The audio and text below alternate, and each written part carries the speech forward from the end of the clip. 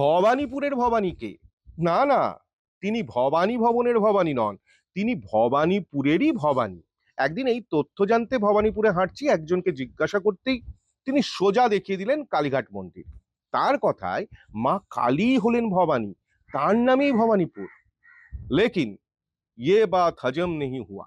পৌরাণিক মতে বাংলাদেশের রাজশাহীর বগুড়ায় সতীর দেহাংশ পড়েছিল, দেবী সেখানে অপর্ণা, আর তাকেই সকলে ডাকেন ভবানী নামে। জায়গাটির নামও ভবানীপুর। বিহারেও একাধিক ভবানীপুর রয়েছে এবং সেখানেও একই গল্প প্রচলিত। হয়তো সেই সমস্ত গল্পের কারণেই কলকাতার ভবানীপুরের নাম দেবী ভবানীর নামে, এমন বিশ্বাস হতেই পারে। কিন্তু ভবানীপুরের এই নামটি এ কারণেই কি? একটা তথ্য বলছে না, এই ভবানীপুর আসলে ভবানী দাসের নামে। এবার এই ভবানী দাস আসলে কে?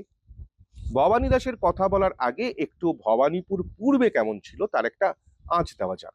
আবুল কাসেম রহিমউদ্দিনের হে নগর হে মহানগর বইটি থেকে যে তথ্য উঠে আসছে, সেই তথ্য অনুযায়ী এই জায়গায় একসময় বাস ছিল কুমোর, তাঁতি আর কৃষকদের। ষোড়শ শতকের প্রথম দিক পর্যন্ত এই জনবিন্যাস অটুট ছিল, কিন্তু এরপর থেকেই বদলে গেল চিত্রটা। তখনও অবশ্য এই জায়গাটির নাম ভবানীপুর নয়।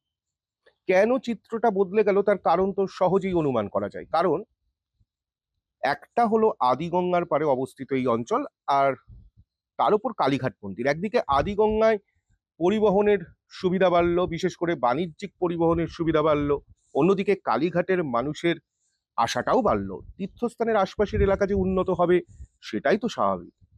ধীরে ধীরে এখানে বসতি স্থাপন করলেন শাঁখারি, কাঁসারি, মৃৎশিল্পী, তৈল ব্যবসায়ীরা। খুঁজে দেখুন, এই ভবানীপুরে এখনো রয়েছে পটুয়াপাড়া, শাঁখারি টোলা, কাঁসারি টোলা, তেলিয়াপাড়া। এবার আসা যাক ভবানী দাসের কথায়। ভবানী দাস ভট্টাচার্য একজন পুরোহিত।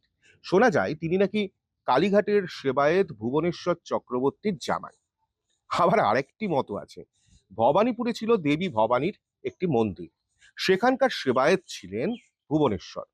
ভুবনেশ্বরের মেয়ের সঙ্গে বিয়ের পর এই ভবানী দাস থেকে গিয়েছিলেন এই এলাকাতেই। তারপর তিনি তিল তিল করে এই জনপদকে উন্নত করে তোলেন বলেই মানুষের বিশ্বাস। ভবানী দাস পাল্টে দিয়েছিলেন ভবানীপুরের চিত্রটা। তার উদ্যোগেই গড়ে উঠল এক আধুনিক জনপদ। ভবানী দাসের নামানুসারে সেই জনপদ পরিচিত হলো ভবানীপুর হিসেবে। আমার ভিডিও যদি ভালো লাগে তাহলে অবশ্যই কলকাতা থ্রোব্যাক ফেসবুক পেজটিকে ফলো করুন। ইউটিউবেও কলকাতা থ্রোব্যাক নামে সাবস্ক্রাইব করুন। ইনস্টাগ্রামে তো হাজির। আর কলকাতা সম্পর্কে যদি তথ্য জানতে চান তাহলে কমেন্ট বক্সে লিখে জানান কি জানতে চান। আর হ্যাঁ, ভিডিওগুলি কেমন লাগছে তা জানাতে ভুলবেন না। আমি কিন্তু আপনার কমেন্টের অপেক্ষায়।